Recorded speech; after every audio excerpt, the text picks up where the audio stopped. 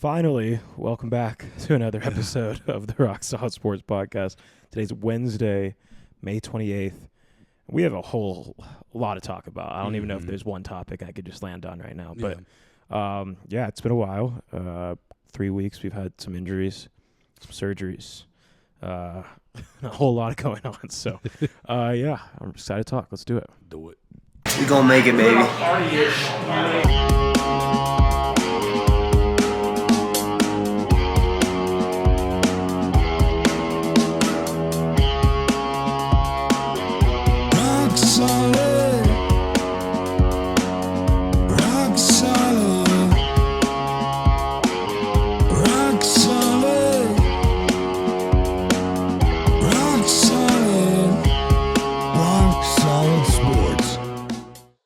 Welcome back to another episode of the Rock Solid Sports Podcast. We are brought to you by Sluv. Go check them out on their Instagram at sluv.co, that is sluv.co, or on their website at sluv.us, that is sluv.us. Go shop, buy your merch. Go check them out. I guess first order of business, what people are probably, some people are here to hear. I didn't think that was going to sound that bad. They're here to listen to me and Caden, and you, of course, cry about the Nuggets losing. I don't think I'm going to do that, but the Nuggets are officially out. We haven't recorded in, I think, 3 weeks. I think it's week 3. So since then, yes, the Nuggets have lost to the Oklahoma City Thunder in 7 games after a couple of disappointing games. But we forced the Thunder to 7, who most likely might win the NBA championship. But, yeah, I guess if whoever wants to start talking about the Nuggets and their inevitable downfall that was going to happen this year. Yeah, I mean, it's kind of just rough. It's first of all, OKC is just a really good basketball team, and I think you got flashes of what the Nuggets can be, but I think that Jokic just doesn't have anybody around him that's consistent enough to be able to help the team, in my personal opinion. Like, you got Jamal, who is, when he's on, he's unbelievable, very good playoff riser. But if he doesn't show up and doesn't do what he needs to do, he's not going to be able to help at all. MPJ, for a while, he'd been kind of like this guy's like, oh, when he's hot, he plays amazing, but it's so rare to see him actually get hot anymore. And I don't know. And Jokic is doing what Jokic is doing. He's one of the best players to ever play the game, and he shows that every night. And literally, he never slows down. But sometimes that's just not enough because you need those guys, but you also need the guys who are going to go out and put up 10, 8, all these guys who are going to help the team out, come off the bench, put on some points, and that's That was crazy. But you need guys who can come off the bench and help. I feel like the Nuggets don't have that right now.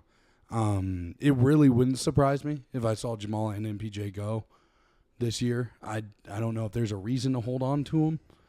They're solid players, but I think they're guys that you could package into something to maybe go get like a Giannis if he wants out, or if you can put MPJ and Jamal and then maybe a couple picks or something and some money, and you could probably go get somebody good enough to pair with Jokic to where if Jokic doesn't have a good night, the game's not over. You know what I'm saying? So they need that, and then they just need a bunch of role players who can go out there and put up consistent points. Because that's really the biggest issue in my eyes when I watch is Jokic is going crazy, but nobody else really is. And then the one night, and then you got Aaron Gordon's pretty consistent about being just a hard player. But you look around and you're like, if he had one more guy who could put up a consistent level of points, then they probably win that series, but they didn't have that. And so I think that's really what ended up hurting them. But like I said, OKC is kind of on a run right now. I mean, I think we all knew or had a feeling they were gonna be out that round. I wasn't that hurt about it whenever we lost in 7. I was happy that we dragged it that long, especially with how injured we were. I think that showed a lot. But I mean, it's over. I won't lie. Of course I want them to win. I was kind of done. I was real stressed. And I knew that we kind of weren't gonna win the championship unless we beat them. And after Game 6, I was like, there's no way we beat them. So I think next year's team's gonna look a lot different. You're saying there's going to be some key pieces probably for the last 7 years that aren't going to be there, but I'm excited. I'm excited to turn a new leaf. We got our championship a couple years ago. We tried it out for the next couple years, see if we could do it again. Like Jokic said, we can't. So let's go see what we can do now. Let's go try and get some other guys, mix it up for him, and not waste his career. Yeah, I think you kind of put it best. I was kind of bittersweet thing losing that series. Like, obviously, you want them to win. The fact that we were even in a Game 7 with this Thunder team who won 64 odd games, or whatever it was. But we kind of all saw the flaws in the roster, and who knows if they would have got addressed if we won that series. Yeah. You know? And then, I mean, our former head coach was literally just on TV talking about 10 seconds before this. So, like, Michael Malone's gone. David Adelman's now officially our new head coach, which is awesome. I think he deserved the job, especially after the performance in the last 3 games of the season, along with the postseason. And then, Russell Westbrook was playing with a broken hand.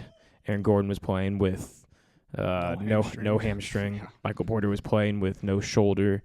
And somehow we still pushed that team to 7 games. I mean, I feel great about our chances if, either we're healthy or we got other players that are, ready to step up next year. So if we have Jokic, I feel good about any series, which is, I think, the good thing.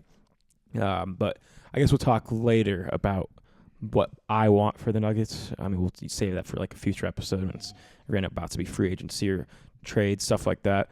And the draft coming up as well. I guess we can mention that in this as well. But yeah, we'll get to save that for later. But yeah, like Caden, I expect some change. I hope for some change. Yeah. So, and then, excuse if you hear this dog howling in the background. He's all locked up because he got his nuts cut off. So, he's been stressing recently. But, it's over, which is good. But like we said, new leaf. David Adelman literally had his first press conference today as the head coach of the Denver Nuggets.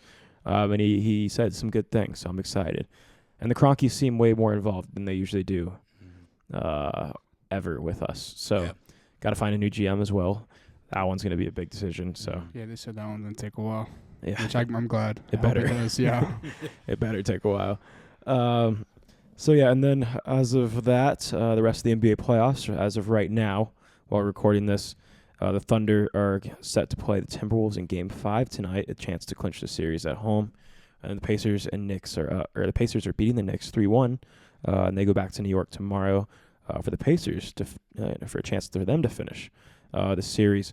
Whichever one you want to start talking about, Pacers, Knicks, Thunders, Timberwolves. Yeah, Take it away. They're kind of 2 very similar series in my mind. I think there's 2 clear-cut favorites coming into these games, and I don't know. I think we're heading straight for an Oklahoma City versus Indiana finals. I don't see either of those 2 teams losing 3 games in a row because of how they've been playing. Especially OKC. Like, I could see like the Knicks like miraculously bringing it to like a Game 7 or something, but I don't know if the Pacers are going to lose 3 in a row to them. They've just been a little bit more consistent than they have. Thibodeau is terrible. He's a terrorist. Like, it's awful, dude, to watch. He like has just no idea what's going on. Hearing Scott talk about it, he had some words to say about it as well. But yeah, I just don't see either the favorite teams losing out. I don't know who's gonna win the finals between those 2. Like, obviously it's not set yet, but if they were to play, I'd probably lean Indiana at this point. They seem very fluid and they seem very solid as a team, and I think they can get it done. I don't think the Knicks can hang on with that. I think they're all starting to get a little banged up as the series goes along, and it's just not looking good for the Timberwolves or the Knicks. I really thought that the Wolves were going to have a better series than this, personally. I don't know. I think maybe it just shows how kind of solid the Nuggets were for who they are, because it's like after seeing that and my initial thought of who the Nuggets were going into this playoffs, I was like, oh, the Wolves are going to run through them. I mean, maybe not run through them, but they're going to dominate the series. They're going to make it through. That has not been the case. The Thunder maybe just got a wake-up call there and have been just kind of killing it, and I don't see them blowing this, and I don't see the Pacers blowing it. I think we're heading right for a Thunder and Pacers finals. The Paul George Bowl. Yep. That was crazy. I saw that. I agree with you. I mean, 3-1, 3-1. It'd be crazy if it was the Timberwolves-Knicks finals. But the Pacers-Knicks series would not have expected that at all, I don't think. I think I definitely would have had Knicks winning it. But like you said, the Pacers have just been playing their ass off. I mean, does Tyrese have 2 game winners pretty much? So He has 3 in this playoffs. in 3 in the playoffs, but 2 in the series. I know he had a comeback triple double last game they played or something crazy. I mean, he had that one game tying shot that was absolutely insane. Yeah, no game winner. Wouldn't count that one. No. Maybe no, but he's playing out of his mind. Basically, is what I'm saying. Thunder Timberwolves. I thought that would be. I thought the Thunder would win it, but I definitely thought it'd be a better series. But I think that just goes to show you how good the Thunder are. And if me and Saul were talking about it today, if it goes Thunder Pacers in the finals, I got Thunder in 5. Yeah, that might be quick. It's gonna be a quick series. Yeah. Yeah. I mean, the Pacers, I think we need to give them a little credit. Oh, yeah. Like, they've been so good these playoffs. Yeah. Just ran through teams that they weren't supposed to really go through. Which, I mean, yeah, that shows you how good you are. Yeah, like, that shows how good they've been. But, like, obviously they're still not going to get the respect they deserve. They're the Pacers. We all understand why. And, like, I would say, yeah, I'll probably pick the Thunder in 5 games if they play the Pacers, to be completely honest with you. But I don't know what it's been, why they've been playing this good, why it started clicking for them. They do have tons of guys that are like perfect role players, which what you were mentioning earlier would be perfect on like any other team, especially with the Nuggets. But like Tyrese Halliburton, what he's been doing in this playoffs has been just special. And then you go to the other side, the Knicks, like you said, Tom Thibodeau he's been rough to say the least. And then I mean they only have like 6 guys they can play, where Indiana has like 9 or 10. Surprisingly, I don't know where these 9 or 10 guys came from, but I had a text from David on last Friday that said Tibbs is so bad, these lineups are fucking unbelievable. I told him at least the series has been good. Just you're on the wrong side of it, so that sucks. Yeah. And then he texted me. I fell asleep. Talked about campaign. Playing 4 minutes of playoff basketball that he shouldn't have played. And I woke up at 5:30 in the morning, and I said, I just realized the Yankees lost to the Rockies last night. I'm so sorry. So if there's been anything for New Yorkers recently, the Yankees did win the series against the Rockies, but they did drop a game. So I thought it was just ironic it had to be on the same night that the Knicks lose a playoff game. But maybe it's a good thing that the Pacers are going to win this series and the Knicks aren't, because the city of New York may burn down if the Knicks win. Yeah, and also you're looking at maybe another year of Thibodeau if they win it. Like they might keep him around. Whereas, and if he loses this game, or if he loses a series because of obvious lineup issues, like that would be on him, and that'd probably be a great way to get him out. I think Michael Malone may end up on the Knicks. Just might. I don't know how good he was doing. Yeah, I don't know either. He'd be insane though. Yeah, he might be out of there quick. And then the Thunder Timberwolves. I'm with you both. I expected a lot more out of the Timberwolves. I did expect the Thunder to win this, but I at least expected 6 games, or maybe even like a hard fought 5. It doesn't even feel like a hard fought 5. I had that one game where they won by 40, whatever it was. But other than that, they've been god awful against the Thunder. But again, credit to the Thunder too. They've just showed how good they are, which I don't know how they've gotten this much talent either. It's just ridiculous that Josh Giddey got traded for Alex Caruso. And Alex Caruso's been amazing. You know what I was thinking about? Don't they still have a fuck ton of picks? Until 2029? I think they have 16 first rounders or something like that. That's just honestly, everyone shit on them for doing all that, and now look at them. They're in the best position ever. Yeah, in the whole sport. Yeah, they can go out and maybe trade for an old superstar, and it might not work, and they would be perfectly fine. Yeah, because they could just do it again. Yeah. So and if they don't win the final, I guess if they were to lose that series to Denver, I could see them, going out trying to maybe get a Kevin Durant just to come back for OKC, come back to OKC for the story next year. But now I think they're just going to run it back, and what a ridiculous outfit. Why does he have clothes? Not my MVP. Yeah, then there's this guy.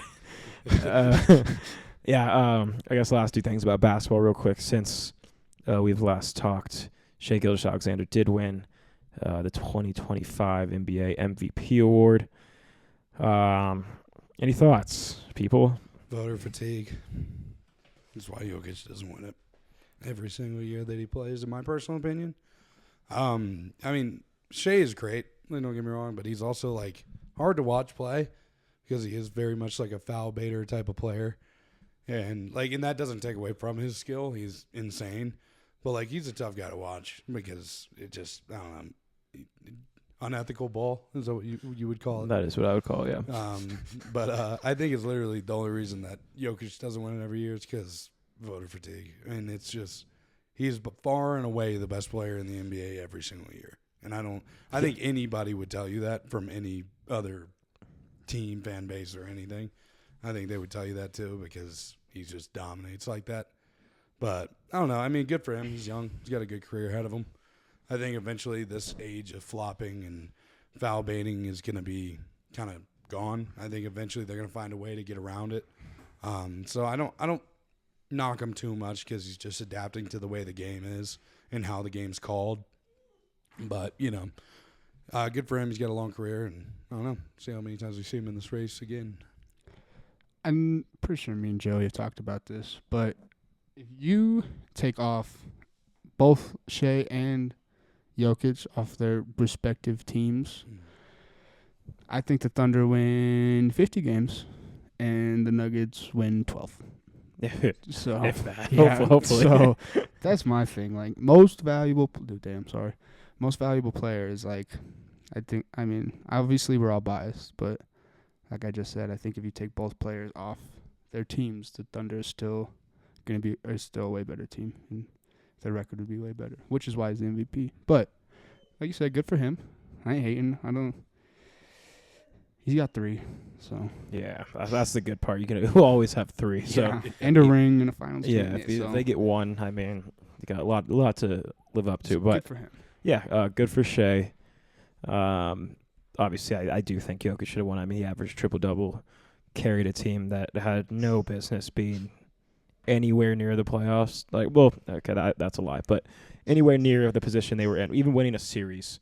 Obviously, it's a regular season award, but just the roster we had constructed around Jokic and the fact that we won, I think we went 50-32. We won 50 games, which is just insane to me. And then he averaged triple-double, which obviously hasn't been done since Westbrook. He was the first center to do it. He did it on crazy efficiency. But it's a narrative award at this point. Yeah. Rachel Nichols went on Pardon My Take and was like, it should be called the best player or the best season award, I guess, something like that, because it's not even the best player anymore. Everybody knows Jokic is the best player. Even the people that voted for Shea will say that he's the best player. But it was Shea's turn, quote unquote, which I guess, if that makes any sense.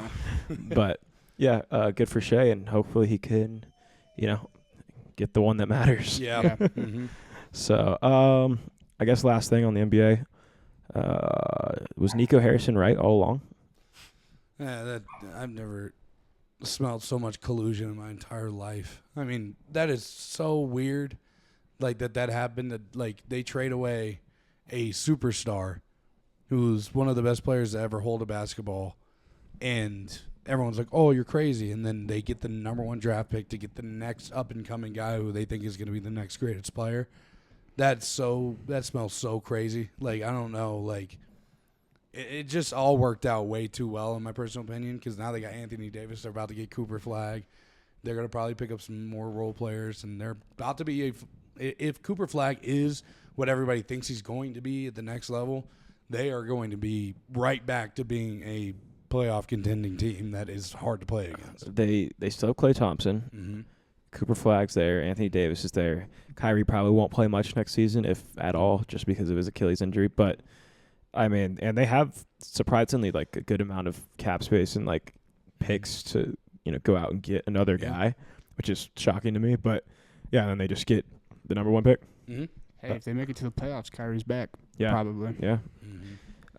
If you had to put a percentage on it of the odds it was rigged, what would you say? I'd give it a solid 95%. 95. That's really high. That's nuts. I mean, somebody broke it down. They're like, just imagine the call between Adam Silver and Nico Harrison and be like, hey, if you trade away this guy to the Lakers, we'll give you the number 1 pick, because he's got one. And that just brings up a whole nother issue of why I fucking hate the NBA lottery. I think the lottery is the most gypped and fucked system there's ever been. They're like, oh, it makes teams not want to tank. That's bullshit. And so you can put whoever you want in there. I think it's ridiculous how a team that has no right to be in the number one pick slot. They were in the play-in. There's no reason that a play-in team should get the fucking number one pick ever. There's no reason that should happen. That's why I hate the lottery. I think it's so stupid. And that's why I think you see the same teams being pretty fucking solid for a long time before other teams can catch up. Sorry. No. I had to let that out. You're okay. The lottery has always kind of confused me, but, I mean, I don't think it's changing anytime soon. No. I think the thing that makes it terrible is it's all like private. Like they don't like release any of it to the public until it's all at one time. Mm-hmm. And then everybody's kind of seeing it live for the first time, but they're doing it in like a back room. Like you should do it in front of like an audience. They should pick like one random guy from a street who has never watched basketball in his life and be like, here's an all-inclusive place for a month. Chill here. Walk out on the stage. Read these numbers. And then out in front of an entire crowd of whoever wants to show up. And then that's how we do it. So you just like let him pick the lottery balls. Mm-hmm. Like let him do the do just the machine. reaching in and Yeah. just grabbing one. Yeah. It's like, I don't know, is this a fucking wolf? It's just like the number one pick goes to the Oklahoma City Thunder. Yikes. Shit. We're fucked. Yeah, no, it's absolutely insane. I think I was golfing at the time. It was like while it was happening, I just look at my phone and I go, "There's absolutely no way the Dallas Mavericks just got the number one overall pick." They were literally in the play-in, like, which is just They had a 1% chance of getting like 1.8. Yeah, and I think that was the same percent chance the Chicago Bulls had when they got Derrick Rose. Mm-hmm. I mean, Here we go. I was watching it kind of out there. live, and it was like I was here, and it was insane because it got to like the Spurs were in the top 4, the Mavs were in the top 4, and I was like, Sixers. the Sixers. Like, who? I was like, who's gonna get him? I was like, this is insane. Especially the Spurs and the Mavs. I was like, if the Spurs went back to back and got Victor and then Cooper Flag, like I would have definitely been on the collusion route. Still, I mean, it's weird. Yeah. It's weird. Who was the first pick last year? Was it Richese? Was that? No, it was it was the French dude. When it Was it the It was Atlanta it? guy? Yeah. Riche? I Riche- think it was. Riche. Yeah, Oh, you're yeah, right. because Atlanta had number one. because then the second French dude went Alex Sarr. I think Yeah, he was- Sarr. 'cause So everyone the thought he Wizards. would have been one. Yeah. It was like a toss up. Of course, the year that there's not generational talent, the Hawks won it. That's unreal. We get some dude with a shitty last name who no one can pronounce, who's never going to do anything with his career. But He was pretty good at the end of the year. Alex Sarr. I'm just making a point. No, I know, I get it. I got a feel for like the Wizards, dude. Like they're just so bad every year. Like Yeah. maybe the worst team every year. Never And picked the right person. I don't even think they get like a top 5 pick. Like I know they did 2 years ago, but it was when the worst draft class. Alex Sarr. Yeah, a while. I haven't heard Alex Sarr's name all year. Well, I think he was hurt most of the year, but your point is proven. Like, yeah, you know what I mean? It's not like they were missing him, is what I'm saying. Yeah. 2 things. One really kind of just last thing about the NBA. Zion Williamson's never played a playoff game. Crazy. And I think he's going into year 7, Sheesh. I think, next year. Mm-hmm. LaMelo Ball has never played a playoff game. He's always hurt. And he also plays for a terrible team. The You Hornets, could yeah. say the same thing about Zion. I'm just too. saying, like, Yeah. these players, like, I mean, Yeah. when their expectations coming out of, the college True. or wherever LaMelo I mean, was. Zion, we thought was going to be the greatest player in the world. Yeah. Like, he's Yeah. doing crazy shit. So you But, I never mean, know. To be honest, he could have been, but he got fat. He Yeah. got so fat, and then he just Sorry, fucking I was OnlyFans about to say, models. fuck that fat. he stayed with the Pelicans, and it's just like the Pelicans are mediocre. Like it's Yeah. just like he I'm has no surprised they haven't chance. tried to get rid of him. Yeah. He seems like one of those guys who's going to show up in about 5 years on, like, the Magic and, like, tear shit up for, like, 2 years and then retire. Nugget. Blow everything out of his knees. Nugget. That'd be fun. No. I mean, it would be fun Right for, like, after Aaron Gordon 12, retires, 12 games. just get a dunker spot, let him yam shit for a little bit. Oh, yeah. I guess last thing about the NBA for the last time. Nuggets, what I mentioned earlier, 50 and 32. Mm-hmm. Aaron Gordon used to wear number 50. He wore number 32 this year. Yep. And he had the greatest postseason I think he's had in a while, besides obviously winning a championship. But as an individual, he played great this year. And pretty cool for him. Mr. Nugget. I think his splits went up like over 10% in 3-point and just Mhm. field goal percentage, like the most ever. I think free throws, too. Yeah, it's Probably. insane. Shout out, Mr. It's Nugget. like he's the only one that looked around and was like, "Hey guys, we gotta get our shit together." He's like, why are we like not doing our best right now? Someone's got to make a fucking 3-pointer. Yeah. That's why he's Mr. Nugget. I mean, what, 3 game winners in the playoffs? Yeah, That's just fucking stupid. What, all 3-pointers? One was that dunk. Yeah, the dunk. But yeah, that's crazy. Yeah. Aaron Gordon out of all people. God, I love him. Yeah, that's awesome. All right, we're gonna get to a break real quick. On the other side, we're gonna finish up. We're gonna talk Scottie Scheffler, Stefon Diggs. We'll see what else. Summertime is here, and there's no better way to get it kicked off than buying some Slove merch. They just had a new drop. I've had the chance to see it myself, and it's really awesome. Everyone should go out and definitely cop a piece. Right now, they got a deal going on in the store where if you buy the full sweatsuit, you get a discount on a lot of select items in the store. Are you ready to spread love? Join Slove in creating a world where love triumphs over hate and fashion meets compassion. Follow them on Instagram at slove.co or their website, slove.us. That is SLUV.us. All right, welcome back to the second half of the show. We will start with Scottie Scheffler no longer being a Masters merchant. He has now won another major. He won the PGA Championship by 5 strokes. Got kind of close at the end. Yeah. Middle of the way through that last round, but again, he ended up winning by 5 strokes. Yep. So shout out Scottie Scheffler. Yeah, no, he's a dog. He's kind of catching fire again. He's starting to kind of heat up again in perfect time for the U.S. Open. I mean, we could see him take another step towards Grand Slam like this year. Like, I could easily see him win the U.S. I can't believe he didn't win the PGA Championship last year, but we could see him take another step in the right direction of winning a Grand Slam and getting that done. I didn't watch too much of the Charles Schwab. There was like nobody on that list that I knew, but it's awesome to see Scottie winning. He's kind of getting back into form, after his whole kitchen incident when he cut his finger or whatever. Mm-hmm. But I think he's just one of the greatest. I think he's on that pace right now to be up there with the Tigers and the Nicklauses and all that. So I think if he keeps doing what he's doing, he'll be in and amongst them. But yeah, I think he's gonna. It wouldn't shock me if he won the U.S. and took another step to the Grand Slam and got it within the next 2 years. Like, it really would not shock me if he did that, unless he takes a huge downturn, which I don't see happening. I think he's honestly coming back up right now from a downturn. And I think he's just going to get hot again. I think it's going to be fun to watch. Yeah. I mean, hey, he's been, like you said, he's been coming back up. I don't think I've watched any golf, so it's the first time I didn't even know he won it. I won't even lie to you. So, King's been very busy, but hey, I'm glad to see him going back up. I always like Scottie. I mean, I think it's hard to not like when a golfer's that good. Yeah. It's hard to be, especially when he doesn't do shit. Like, he seems like a good dude. Get arrested one time for nothing. Yeah, exactly. So. On that anniversary, I mean, it was close to the anniversary. I mean, he wore the orange. Nike made the orange polo for him that he wore to represent the jumpsuit, and then I think their slogan in the Nike commercial was "Guilty." Yeah. Guilty is our best golfer in the world. Guilty. Like, I mean, it's just fire. Yeah. It's easy to like a guy that doesn't really do anything wrong, whether it's media wise. He's like a perfect family man. It seems like. He was golfing with Peyton Manning today, so, like, more points right there. Yeah, just don't bring up mud balls. Yeah, don't bring up mud balls around him. Or we're going to have to start stroking guys. That's what he said. We got to start stroking dudes. So don't bring up that around Scottie. But, no, it was cool to see. I agree with you. If he wins just one more of these majors this year, he's on pace to do something that not many people have done. Mm-hmm. They say Tiger Woods, Mickelson, Nicklaus, Scheffler, Solomon Stark. So, I've heard that. the list is very slim on who these best golfers in the world are. But no, yeah, it was awesome.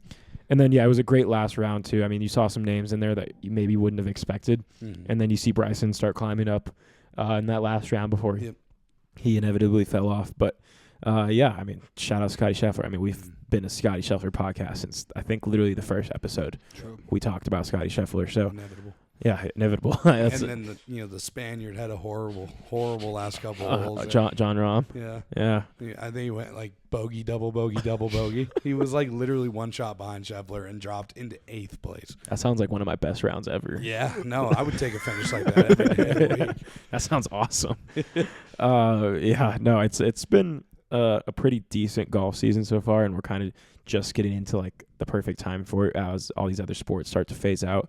And then obviously the Ryder Cup at the end of this summer, which is going to be electric. Oh yeah. Those teams are coming out kind of soon too, so I'm excited to talk about that. But yeah, I mean it's getting into full swing of golf season, especially here in Colorado. We're almost past this phase of rain every afternoon. I think we have about like a week or two left, and then we won't have to worry about that till November, something like that. So I'm excited for that. Next thing, this has kind of not been in the news for a long time until yesterday. Stefon Diggs, allegedly, was on a boat with Cardi B. I wasn't She allegedly was on the boat. Yeah, she was on the boat. That's crazy. There's a video of some girls twerking on her. The Yeah. same girl from the video, actually. I'm It's sure. just a bunch of nobodies and then Stefon Diggs and Cardi B. There's a whole bunch of whores and then Stefon Diggs and Cardi B, to be exact. No offense. No, it's a whole bunch of whores. We could have just left it at that. Yeah. There you go. That's true. Allegedly on a boat with allegedly Cardi B also on the boat, and allegedly gave a substance that looked pink, allegedly, to some woman, allegedly, we don't know. And Not here to then misgender anyway. and then That's correct. not allegedly, but reportedly missed voluntary OTAs today for the New England Patriots. Man, that's a rough one.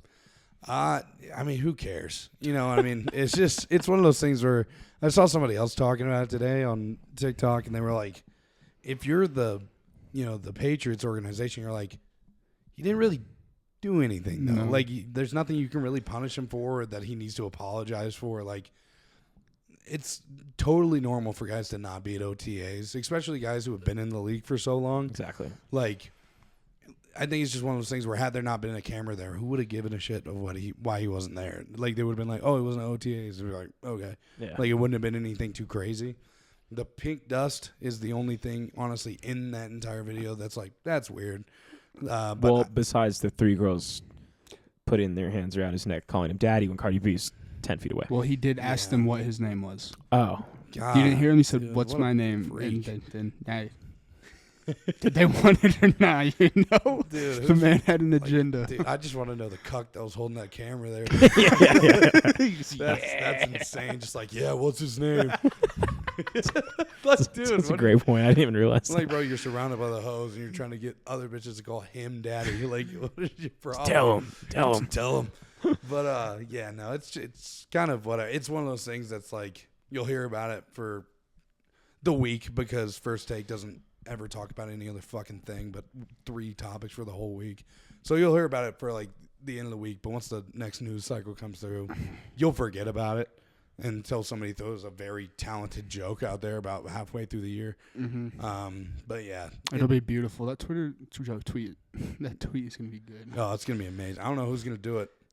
Maybe one of you guys, but I don't know. It'll be interesting to see how it's handled, but I don't think they handle it at all. I think it just gets forgotten. Go ahead. I was just going to say, not unless that substance that was handed is ever found and proven to be something illegal, then no. Somebody knows what that is. Yeah, Stefon Diggs. And there are some good pushers out there who know exactly what that is. Yeah. And hopefully, if they're decent enough, they won't say anything. Yeah. No, I agree with you. We'll hear about it for a week, and then unless there's a lawsuit, we probably won't. I think we'll hear about it for a week, and then nothing will be said about it until he either does something really bad during the season in terms of maybe dropping a touchdown or maybe catching a touchdown, and we're going to talk about it again because, like I said earlier, I think this is the most wide receiver one video I've ever seen. If your wide receiver one's not doing that, you don't have a wide receiver one. Yeah, it's given OBJ and Tim's on the boat vibes. Yep. Yeah, and they ended up having a pretty shit season. Yeah. But Well, if you also remember the other time that Vikings have been on a boat, the Minnesota Vikings, that is not the real Vikings back in the day, but I don't know what the hell they were doing. But the last time the Minnesota Vikings were on a boat, a lot of bad stuff happened. I'll let everybody else do their own research for that. But I think there was a curse after that. I don't know if it's been lifted, and Stefon Diggs once played for the Vikings. A lot of connecting factors. Lingering things going on, yeah. And then somehow Cardi B is just involved in this. Yeah, that's just no good. There's no reason why. Like, that's such a weird pair. Imagine Offset's baby mama being involved in the situation. Like, it just wouldn't click in my head. It's like Jessica Simpson back in the day with the Cowboys being a curse. Maybe it's Cardi B for The Patriots. The Patriots. If there's anybody that can Love reverse Cardi this. B for that. The Cardi B curse. You're talking about it in 100 years. Just like, I can't believe you were smoking that pink powder. All that, and then Drake May just like has the worst season of his life. Vrabel loses Cardi his B was out job. there giving up dried up Pepto-Bismol to everybody. I mean, and the stories about Cardi B, I mean, back in the day, I don't know if anybody remembers that one either. That's her getting by. That's her doing what she needed to be doing. Oh, I was talking about the stripping. That's not good. Yeah. Yeah, I was gonna say. I don't know if that's just getting by. Nah. Yeah, the stripping. I mean, that's just 2025 for women. You know. Sorry, that was rude. Boo. Yeah, no, but very funny. I mean, that's just shown how uneventful the NFL season has been since the draft. I mean, obviously the draft had a couple headlines, but I mean, Shador. Oh, we can talk about that too in a second. But since then, I mean, the only thing that's really happened in the NFL is Joy Taylor, obviously known for her great journalism on Fox Sports, saying that Aaron Rodgers was not at Steelers OTAs when he's not on the fucking team. Yeah. He's the worst fucking person. Everyone on that fucking Fox program sucks ass. Hey guys, Aaron Rodgers not at Broncos OTAs. Just in What? case you didn't know. What? Yeah. I was shocked too. That's crazy to me. I did not know that. He had to be there. He's required to be Yeah. there. No, I love how we have, though, like, generally everybody is walking around with the assumption that he's going to play for the Steelers. There's no sign that that's going to happen. Like, you know who I think at this point is going to be the starting quarterback for the Pittsburgh Steelers? Kirk Cousins. Because who else is going to play? Like, throw Rudolph out there? You think Tomlin's going to fuck up his perfect record with fucking throwing him out there? No shot. Yeah. Speaking of perfect records, perfect timing. Shador Sanders ended up falling very far in the draft, Yes, he did. but he did fall to a Cleveland Browns team with 5 quarterbacks in their quarterback room, including a guy with hands that are barely big enough to wrap around a football, Mm-hmm. a left-handed guy that I think played the most college football snaps ever, Mm-hmm. in Dylan Gabriel, a rapist in Deshaun Watson, Shador Sanders, the son of Deion Sanders, and who's the last one? James? No, it's not James anymore. because he's on the Giants. Kenny Pickett's small hands. Yeah. There's one more. There is one more, and I'm blanking right now. Oh, how could I forget? Joe Flacco, Oh, yes. the goat, Old Joe. the goat, Mr. Consistent Joe Flacco. If I was to be a part of any quarterback room in my life, I think there's 2 perfect options this year, and it's either the New York Giants or the Cleveland Browns. Yeah. Please put a camera around just their quarterbacks talking to each other, and I might watch like a 2-hour documentary on it. Yeah, no, it's like 2 different worlds. It's like the Italian, like, The Italian Jesus lovers Yeah. of New York City, or the misfits of Cleveland. yeah. Hey, you might have a 30 for 30 on your hands. But Imagine those teams match up in the Super Bowl. but You I heard don't it here know. first. I think that Shadur's going to start for him, if you want me to be honest with you. I think it's going to be kind of a battle. between him What and- week? I could see Flacco starting week 1 and maybe week 2. What about Kenny Pickett? Kenny Pickett's never going to touch the field. I mean, let's just be real here. It's just his window of being a starting quarterback is long gone, in my personal opinion. He's gotten enough snaps starting wise and backup wise to the point where you kind of know who he is and what Yeah. he's capable of. But I think Joe Flacco will start. I think they're going to have a battle between Dylan Gabriel and Shador Sanders, and I think Shadur's going to come out of it just because of his size, and I think that's going to be the biggest thing. I think Dylan Gabriel's talented, but I think he's just not really sized correctly. I don't think he's that great. I don't think He he was should either. not have gone above Shadur. Honestly, none of the quarterbacks really should have, in my personal opinion. Or, like, obviously, the couple that should have, but, like Dylan Gabriel going in front of him, like Tyler Shuck going in front of him. That like one was ridiculous. That's just blatant. He must have literally shot somebody in the family of the Saints organization. Like that, how do you go like Tyler Shuck's our guy after watching his highlight reel? But yeah, I think his great 7-year college career at terrific. Louisville. But I think Shedeur will probably start week 3, week 4. I think he'll win that battle. Dude, these guarantees that these rookies are getting are ridiculous. I think Abdul Carter got like $56 million guaranteed, like full guaranteed on the money for 4 years. I'm like, that's insane. Like, you don't even know if the guy can play at the level yet. Like, that's, I don't know. But it feels like those contracts are intense. Like, even Shedeur got a crazy contract. So, I don't know. I'm interested. I'm hoping he does well. I like Shedeur. I think he's got some things he's got to work through, but I like him. I think I've always said the best thing about Shedeur is also the worst thing, which is he's always quarterback first. That's always his mentality. And he will always look to throw the ball before he ends up running it, which sometimes is bad, sometimes it's good. I think if they can find a nice improviser middle between there, I think he can really work out for them. Yeah. I mean, it was crazy how long it took, but I don't know. I thought whenever I think the Saints had 9, I was sold that they were going to take him there. But then, obviously, we all know how that went. But I agree. I think he'll probably start this year. What week did you say? I said 3. Damn, that's crazy. Maybe I just have that in my mind because you said it. That's what I was thinking. 3, 4. I think. Yeah, I don't know. I wouldn't be shocked if Joe Flacco started, but that's just crazy to me. He's so old. He's been in the league for so long, but I don't know. Maybe I think they're just really looking for somebody to carry them through this period of time that has just been so fucked up by Deshaun. Yeah. I think they just are like, we just need to push through it. You know, when the GM comes out and says, you know what, that was an air ball. That was not the best decision we've ever made in our lives. I can't believe he's still on the roster. I can't believe they traded Baker Mayfield.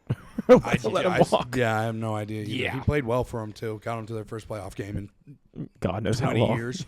And then they were like, you know what? I don't like him because he wasn't meshing well with the prima donna receivers that were on his team. So known wide receiver ones, Odell Beckham Jr. and Jarvis Landry. yeah, Interesting. but yeah. Yeah, we have a lot to talk about in the NFL once that time comes up. Obviously, the Broncos have a lot of new players, a lot of new faces that are supposed to be good. The Falcons obviously added some pieces. I think there's a lot of good rookies that we're going to have to talk about. Ash Jetty now being in one of the toughest divisions in football. Yeah. A lot of people are picking the Chargers to win their division this year, which is crazy. Yeah, I think Brock Bowers described Ashton Denty as bricked up and hard. Yeah. Like That is what he said. yeah, like it was that or like blocked up. And No, hard. it was bricked up. Bricked up and hard. Yeah. And pretty rough. But maybe he's not wrong.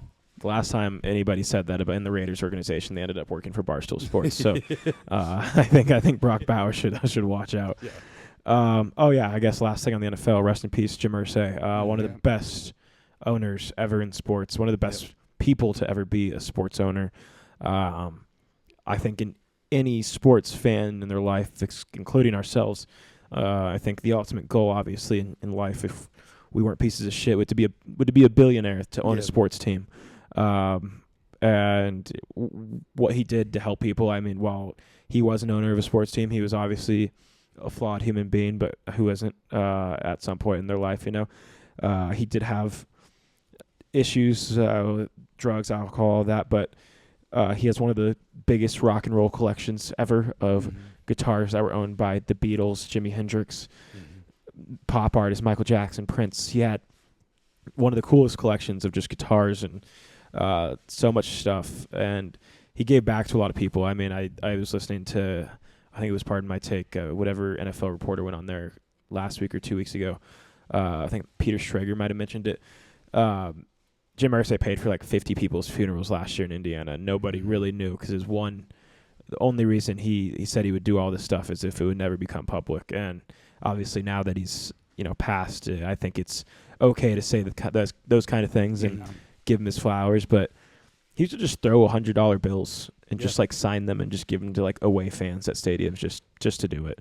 And I mean, shout out Jim Irsay. Like, he was a great owner, and he brought the Colts one Super Bowl. We had one before him, but he brought us a Super Bowl with Peyton Manning. He drafted Peyton Manning. Mm-hmm. He did cut Peyton Manning too, but he drafted him. Yeah, his neck was fucked. It was a normal cut there. Who would have known he was going to be as good as he was here? He drafted Andrew Luck. He gave Andrew Luck all of his money after he retired when Andrew Luck tried to give it back to the Colts organization. I mean, That's cool. shout out Jim Irsay. Sad to say, I mean, dying of natural causes at 65, obviously some things had to go wrong. But, now hopefully the Pacers can win the NBA championship for him. So that's the last thing I've really had on the NFL. I guess if you want to talk about your Braves real quick, and we can give a little baseball update around the table. I guess that'll be the last topic we hit on, unless you guys have anything else. But go ahead. Braves are starting to heat up a little bit. We got Acuna back, which is huge. He's literally first pitch he got back, pimped it, just absolutely pimp job. That was crazy. I think it might have been a little bit of maybe I'm gonna wink. I'm gonna throw one down the middle. If you hit it out, you hit it out. But if you don't, then I'm going back to my normal stuff. Yeah. Probably not. But I mean, he's just a dog. He's already made. Who would agree to that? Let me throw Ronald Acuna a meatball down the middle. Maybe. Love of the game. So, I don't know. Hey, it's his first game back. Let's see if he's still got it. He was hot in AAA, and he just continued on into the MLB. Like, he's one of the best players in the MLB. But the Braves are getting hot again, which is good. And I tell you what, man, if the Braves could learn how to fucking hit when they have people on, man, we'd be the best team in the MLB, and that's a fact. Dude, it is unreal watching the Braves play baseball sometimes. It is really painful. I've never seen so much up, down, up, down, up, down, up, down during an entire game. And, like, the fact that the Braves can't beat anybody unless they beat them by 10 is, like, really, really getting old. It's like it's either we beat somebody 10-4 or we beat them or we lose like 1-0. Like, we just can't hit the ball when we need to, and that's the problem. Like, we hit very well when it comes time to getting people on, but as soon as there's people in running positions, we just can't do it. And I don't know if that's we need to find a new hitting coach or what. But I mean, like earlier this year, we dropped a stat of the Braves just got their first hit this season with bases loaded since like 2023. Jeez. And that's like insane. Like, nobody can hit when it comes down to it. But I think it's looking up for them right now. I think I like their chances to make the postseason this year. Be the first team to go 0-7 and do that. I think they can do it. Possibly have Rookie of the Year on our team with Drake Baldwin. He's playing out of his mind right now. He started off a little slow, but he started picking up, and he's insane. There's a guy on the team named Nick Allen who is no shit like 5'6", and I watched him the other night jump 30 feet in the air to catch a ball that was going over his head. It was amazing. Eli White is playing pretty good, except for what he did on the base pass in that one game that made me want to burn my house down. But other than that, they're playing good. They're heating up. Strider's back. Acuna's back. Everyone's healthy. If we can stay healthy, I think we have a couple months to go on some runs and do pretty solid. I think the Phillies are going to win the East. I don't think that the Braves are going to be able to touch them there. Mets have a great record too. They do. Shitty as Juan Soto's been. I was about to say. So I don't think the Braves are going to win the division by any means, but I do see them possibly being able to crack into a wild card game. If they could do it last year, they could do it this year. And then we just need to figure out our hitting when we got people in running or runners in scoring position. If we can figure that out, we're a hard team to beat because our starting pitchers are really good. Our bullpen's not very good, but whose is, honestly? I don't think there's many teams in the MLB right now that have like a really solid bullpen that can come in and just close a game out. But yeah, I think there's some obvious glaring issues that need to be worked on. But when you start out how the Braves started out to be where we're at right now, going back and forth between even, over, and just under even, I'll take it. If you could told me this is what it was going to be like when we were that bad, like I would have taken it all day. So excited to see what they do. Go ahead. Oh, the Rockies just suck. That's all I got. I think our new updated our record. I think it was projected to win 28 games as of 29 and 147 or 28 and whatever the math is. I don't fucking know. Yeah. Are you almost hoping to see history? Yeah, fuck it, dude. Let's just Yeah. Let's just not win another game for the rest of the year. Yeah. I mean, could it get worse than that? Okay, here's my thing, right? If we're the worst team of all time, how much worse can it get? Like we could only go up from there. Don't say that, Jackson. we could lose 162. They would, I think, as of yesterday, I think that might be over today, but as of yesterday, they had to win 108 straight games to finish. I don't remember what the exact number was, but to finish what they're projected, I don't think that's right either. I don't remember what it was, but they had to win 108 games for something. It might have been like 500 in the last 100. I don't know. I just saw it on Twitter yesterday. When you're dealing with the Rockies, you get some pretty abstract stats going on. Yeah. All terrible. Do you have any words for Dick Monfort that we can clip? The Monfort brothers? I don't know. Would you he like knows what to fucking do. Sell the team. Go away. Yeah. Sorry. I think the worst part about, like, the MLB, too, I mean, like, it's the same. They have a lottery. Like, even if the Rockies were to win literally 5 games, there's a chance. Oh, we wouldn't get it. They get, like, the third pick, and there's no Paul Skeens sitting right there. Yeah, and then also it's one of those things where it's like, oh, we did really good in the lottery this year. See you in fucking 7 years when you make it out of the minors. That Like, was what I was about to say. like, it takes so long for it's like the only sport, really, besides somewhat basketball, where these guys go number one and are like the tanks, and they don't see MLB fields for like 4 years. I looked at a Twitter thread today or yesterday, whatever, doesn't matter. It was the last 20 first pick of the MLB. There's like 5 of them that you'd be like, yeah, solid career, and everyone else is just like, ooh, Who the fuck is this guy? Dude, I didn't know. I totally forgot how the MLB used to do their drafts. It's ridiculous. You know what? It's like they used to do it until every team team decided to pass on their pick. Yeah.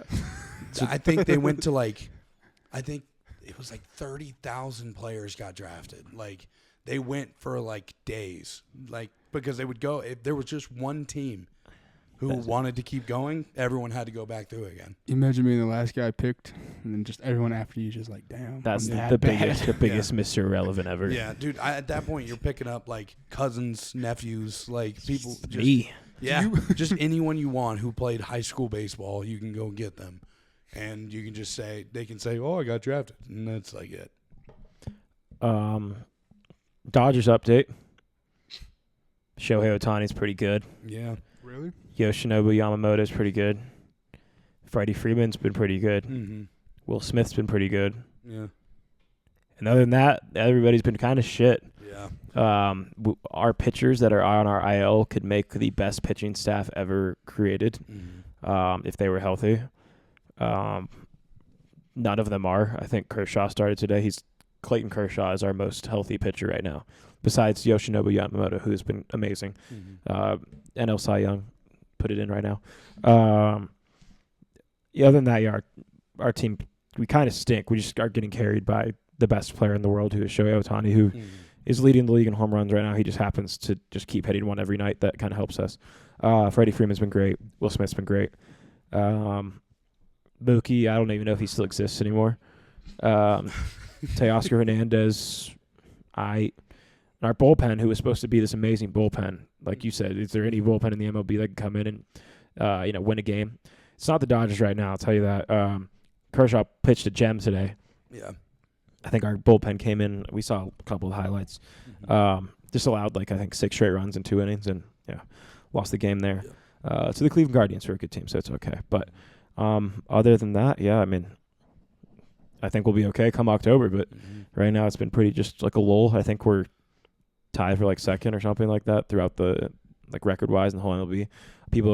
I think the Cubs have better odds to win the World Series than us right now, which is insane to me, considering I don't think I can name 2 of their pitchers. Shout out Kyle Tucker, the future Dodgers. So anything else about the MLB before I have one last question? Yeah, I mean, I think the MLB, and we've talked about this ad nauseum, it's all about when you get hot. It doesn't matter how good you are, how bad you are. If you're okay, maybe it matters a little bit how bad you are. Just a little bit. But if you're a playoff contending team, it's one of those things where you could be the Dodgers. You could be the best team in baseball if you wanted to. If you go into the playoffs cold, you'll be out in the first round and it won't matter. Yeah. Like, and just as much as like a team that's barely maybe squeaks into a wild card. Let's just say the Braves squeak into a wild card and they get hot at the right time. They could make a run of the World Series. Like, it all depends on how hot you get, and when you get hot, that's going to determine how you go. Like, the Phillies have been the masters of getting hot just too early, and that's been what's been their crusher going through the playoffs for the last like 5 years. Like, literally, they get hot like just too early, and then they cool off at the worst time, and they get knocked out of the playoffs. So if you can find that right time to get everyone healthy, everyone hitting well, and getting into it, which I would say is probably about a week and a half before the playoffs start, and everyone's in a groove, you can make a run. It doesn't matter who you are. Like, you can make a serious run. Agreed. All right, last question. Is Caitlin Clark better than Angel Reese, or is she just white? Cut.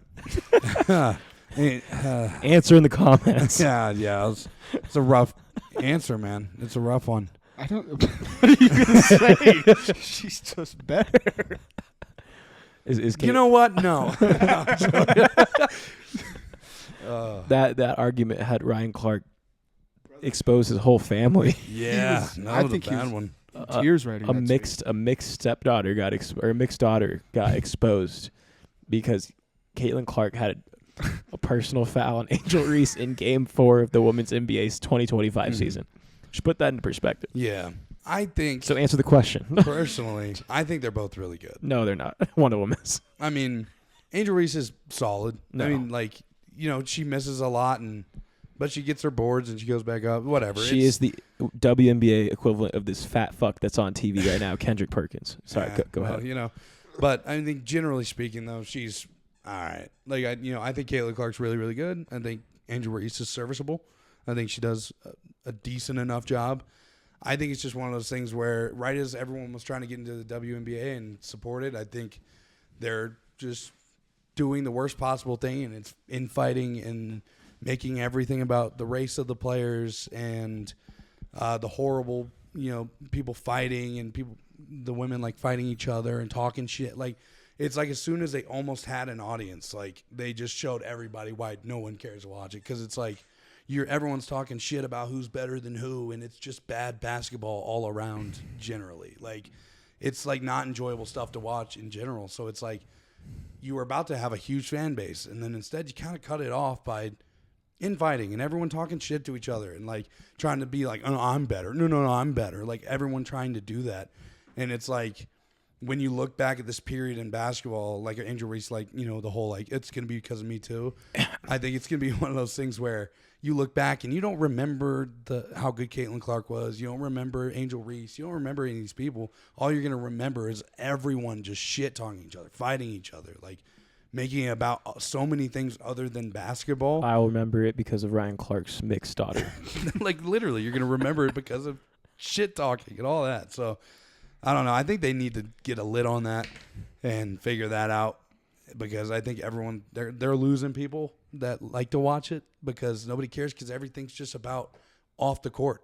Like, nothing is about what's going on the court. Like, everything is about the hatred of other players and like trying to make a point and like being the person that the news is watching. I think everyone saw this resurgence of people like actually watching women's basketball and saw it as an opportunity to be the face of it, and I think it's caused nothing but problems. And I think the NBA does the same thing, but I don't know, at the end of the day, it's just kind of a tough situation. Caden, sorry, go ahead.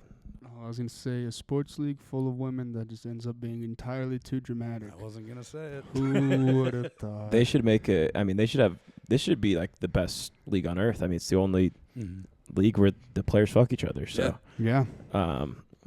There's a fine line there, man. Caden, follow-up question.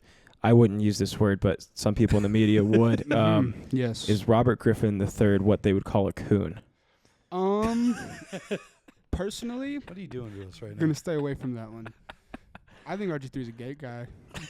I think he has great tweets. I think he goes to France and enjoys his croissants. I don't know much about I don't know outside of He's a that. hell of a college football player. How I'll about, tell you hey, what. if he didn't tear his ACL, Yeah. we were going to watch greatness. Yeah. But He did. Yeah, to answer the question, yes, he is, and Caitlin Clark is way better. All right. Let me know what you guys think in the comments. Yeah, that's a good episode. So we'll be back next week. For sure, we'll be back next week, hopefully with an NBA Finals matchup ready to go for us to talk about. Hopefully and not. a Stanley Cup. Yeah, or maybe not. And a Stanley Cup matchup, or maybe not. Next week. knows? Yeah, who knows? You never know. It's the beauty of sports, baby. Yeah, and maybe a couple more movie reviews next week. So, yeah, you guys have a great rest of your week. Yeah, I don't really know what else to say. Go tell somebody you love them. You may just make their day. Peace. Peace.